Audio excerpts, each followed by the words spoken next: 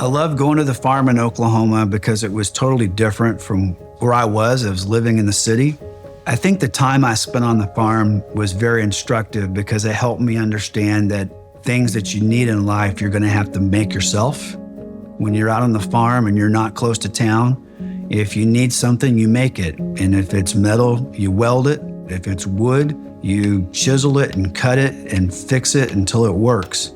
You learn to be self-reliant on a farm in a way that I'm not sure I'd have quite learned without it.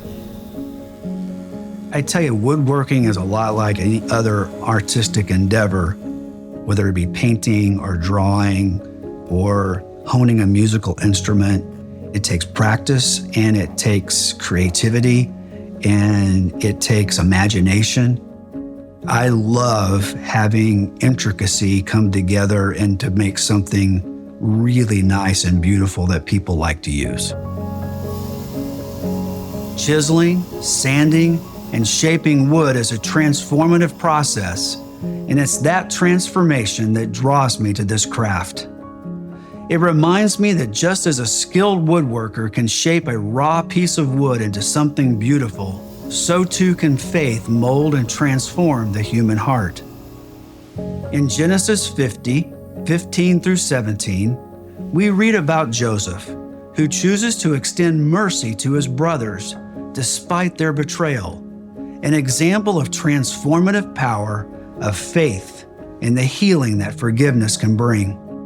This story is a moving example of how God can use our trials and hardships for good. Joseph didn't let his past define him or hold him back. He didn't seek revenge or hold a grudge against his brothers. He chose forgiveness. He chose to see God's hand in his life. He chose to trust in God's plan and purpose. I'm sure at times Joseph felt like a rough piece of wood, sanded and chiseled by life's challenges and pains. Just as a woodworker carefully chisels away imperfections to reveal the beauty hidden within, forgiveness helps remove the stuff in our life that keeps us from experiencing the fullness of God's love and grace. Like Joseph, and I'm sure like many of you, I've gone through my own seasons of refinement in my own life. And like Joseph, I've learned to see God as the master craftsman.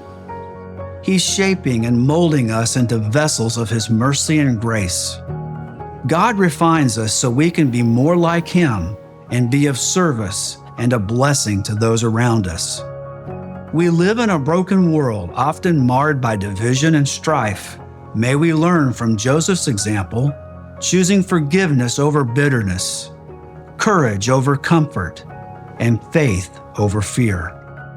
May our lives be a testimony to the transformative power of faith and forgiveness, so we can light the way as beacons of hope in a world so desperately in need of healing. And may we remember that it is through the process of forgiveness that our faith is shaped and strengthened so we can remain rooted in faith.